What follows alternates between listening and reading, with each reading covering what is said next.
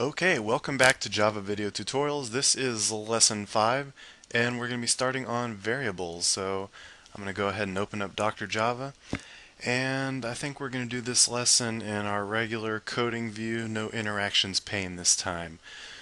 So I'm going to get started. Where is Dr. Java? Where did he go? Here he is. Let me get that in your view real fast. And we're going to get started with a public class variables. So I'm just calling this class variables. You can call it whatever you want. Make sure you capitalize it.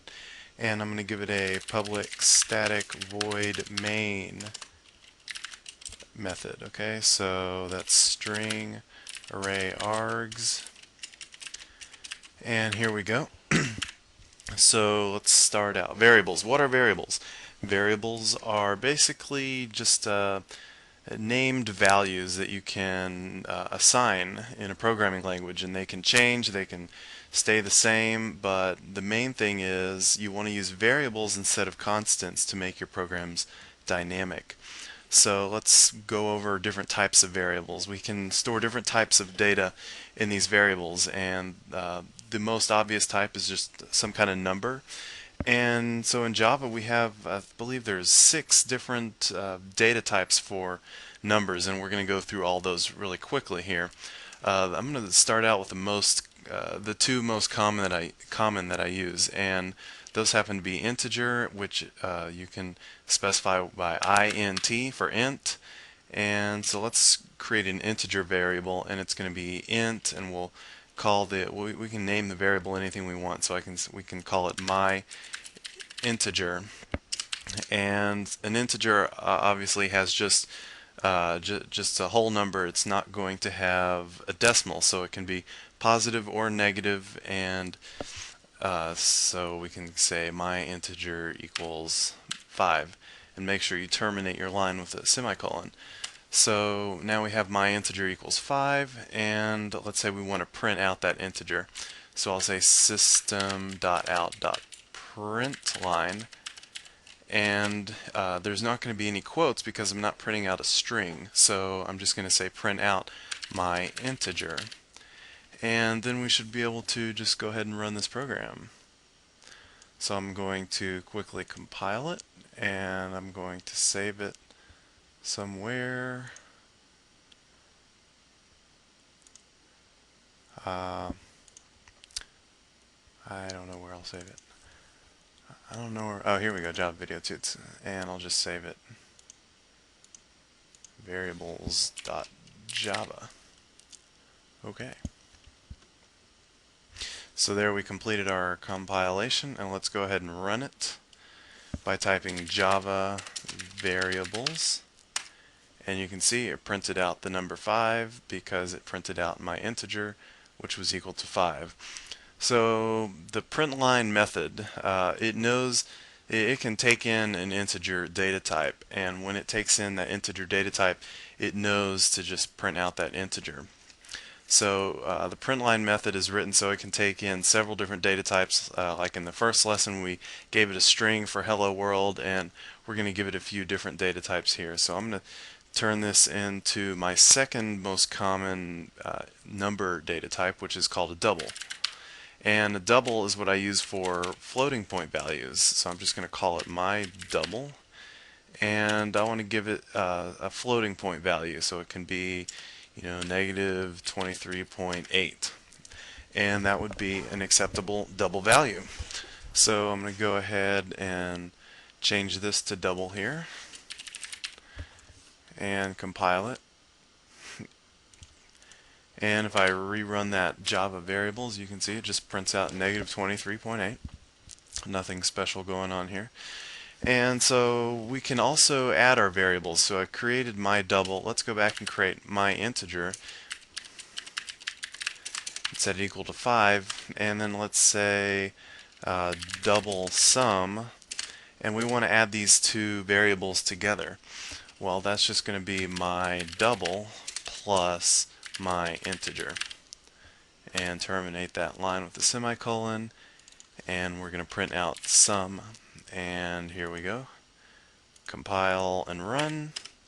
Negative 18.8 is indeed negative 23.8 plus 5.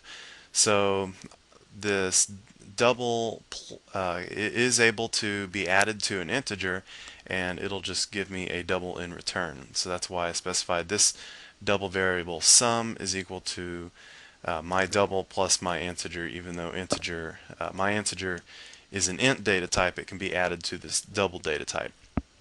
So let's quickly go over the other data types. We have the smallest, most simple one is called byte, and I hardly ever use anything but integer and double, but just so you know they exist, I can say byte b equals, and this I believe can be anywhere from negative 128 to positive 127. And the way I can check that down here in the interactions window is I can say byte, and note that's with a capital B because it's wrapped up in a wrapper class. We'll get to that later, but byte dot max value, and that'll return 127, and then I can say min value negative 128. So byte, I can if I try to assign it to like 129,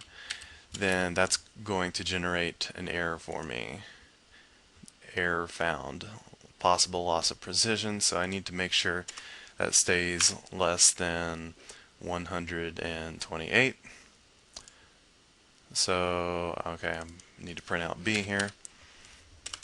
Oops. Okay, compile, and we complete, and obviously we can run that and it will print out that byte variable. The next one is a short,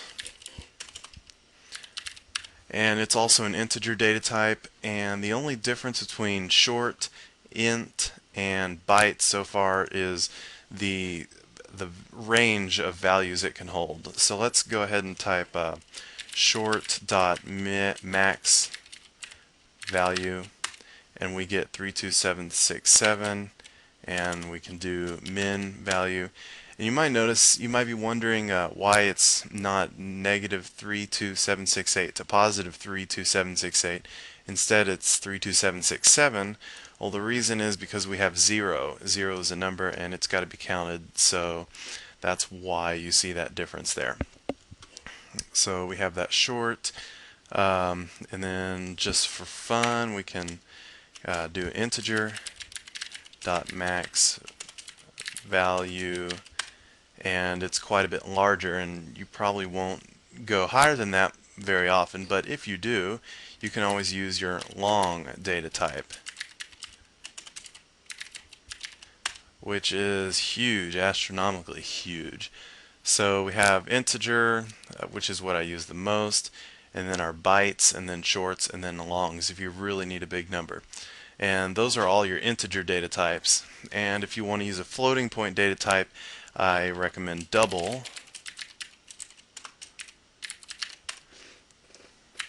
I need those capital AX. And you can see this is pretty large here. It's 1.79, but look over here, times 10 to the 308. So that's very large. And there's also float, FLOAT.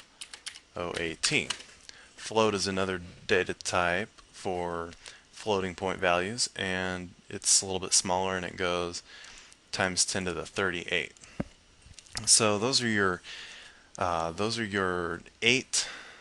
Yeah, that was no 6 different number data types. We had the 4 integer data types and the 2 floating point value data types, and you can of course do your operations, addition, subtraction, multiplication among any of those. So if I wanted to, I could divide an integer by a float value or a long value by a double value, and it would not make a difference. But remember, if both values are integers, whether it's long, short, byte, or int, it will, and you're dividing, it will return an int. So if you have a decimal, it will just truncate it off.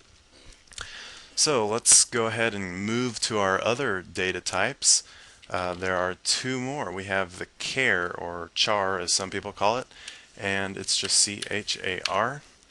And this is some kind of character, and the character data type can store one character, and that's it. So let's call it something my character equals, and the way you denote a character in Java is by the single quotation mark. And so let's say D, capital D. That is just a specific character, and it's not equal to a lowercase d. And there's some special things you can do with characters that you cannot do with strings in Java. So let's go ahead and print that out.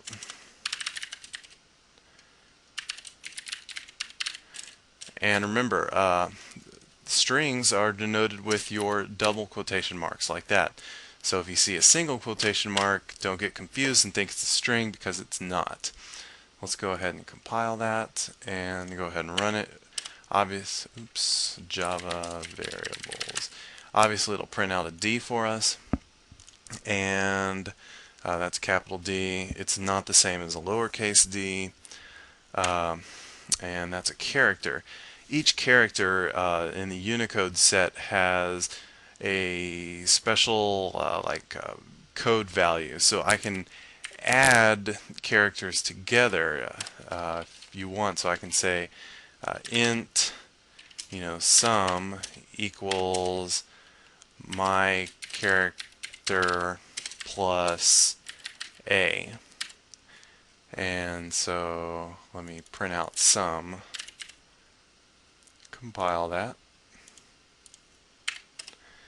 and I get 165. You're like, wow, where does 165 come from? Well, the D character has a certain value, and the way you can find the value of any character is if you go down here in the interactions pane, you can type that character, like a D, and then you can add the 0 character.